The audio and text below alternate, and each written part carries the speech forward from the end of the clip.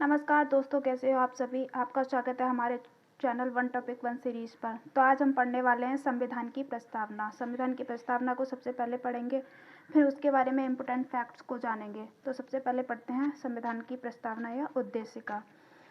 हम भारत के लोग भारत को एक संपूर्ण प्रभुत्व संपन्न समाजवादी पंथ निरपेक्ष लोकतंत्रात्मक गणराज्य बनाने के लिए तथा उसके समस्त नागरिकों को सामाजिक, आर्थिक और राजनीतिक न्याय, विचार, अभिव्यक्ति, विश्वास, धर्म और उपासना की स्वतंत्रता, प्रतिष्ठा और अवसर की क्षमता प्राप्त कराने के लिए तथा उन सब में व्यक्ति की गरिमा और राष्ट्र की एकता और अखंडता सुनिश्चित करने वाली बंधुता बढ़ाने के लिए दृढ़ संकल्प होकर अपनी इस संविधान सभा में आज तारीख 26 नवंबर 1949 ईस्वी मित मार्गशीर्ष शुक्ला सप्तमी संवत 2006 विक्रमी को एतद द्वारा इस संविधान को अंगीकृत, अधिनियमित और आत्मार्पित करते हैं।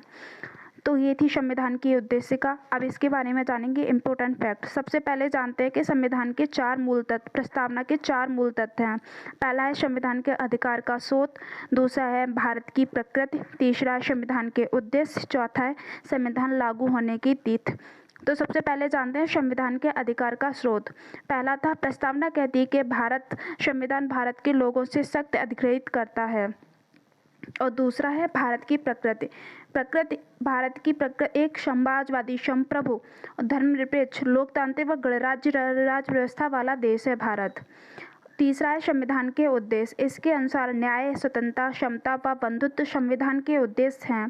और चौथी है संविधान लागू होने की तिथि। तो संविधान 26 नवंबर 1949 को लागू हुआ था।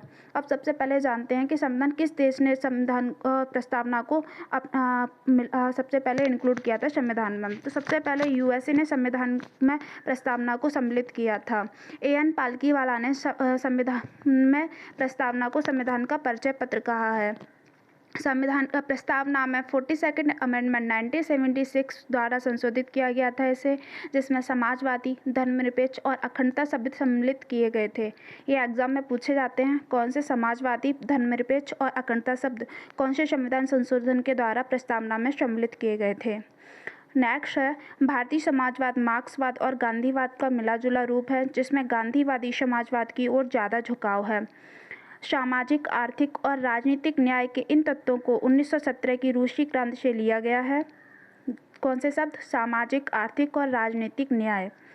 स्वतंत्रता, समता और बंधुत्व के आदर्शों को फ्रांस की क्रांति से लिया गया है। फ्रांस की क्रांति से कौन से शब्दों को लिया गया? स्वतंत्रता, समता और बंधुत्व। संविधान की प्रस्तावना हमारे दीर्घकालिक सपनों का विचार है। ये किसने कहा था? सर अल्लादी कृष्णस्वामी अय्यर ने। प्रस्तावना संविधान का सबसे सम्मानित भाग है। ये किसने कहा था?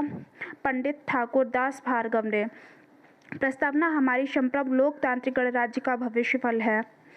प्रस्तावना अमेरिका की स्वतंत्रता की घोषणा से भी ज़्यादा है। यह हमारे संविधान की आत्मा है, जिसमें हमारे राजनीतिक समाज के तौर तरीकों दर्शाया गया है। इसमें गंभीर संकल्प शामिल हैं जिन्हें एक क्रांति ही परिवर्तित कर सकती है। ये किसने कहा था? एम हिदायतुल्लाह ने। अब जानते हैं लोकतंत्र के बारे में। तो लोकतंत्र 2 तरह का होता है। एक होता है प्रत्यक्ष, दूसरा होता है अप्रत्यक्ष। प्रत्यक्ष लोकतंत्र जैसे कि स्विट्जरलैंड में है, जहाँ पर नागरिक सीधे ही अपने नियम बनाते हैं और काम करते हैं। दूसरा है अप्रत्यक्ष, जैसे कि इंडिया का लोकतंत्र, जिसमें एक होती है संसदीय व्यवस्था, दूसरा होता है राष्ट्रपति के अधीन। तो अपने में देश में क्या है? अपने देश है राष्ट्रपति के अधीन। अब ये थी संविधान की प्रस्तावना के बारे में महत्वपूर्ण जानकारी, जिसे हमने आपके साथ साझा किया है।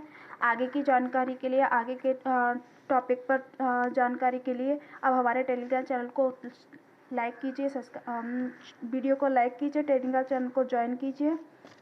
नीचे डिस्क्रिप्शन में लिंक दिया हुआ है। Thank you guys, bye.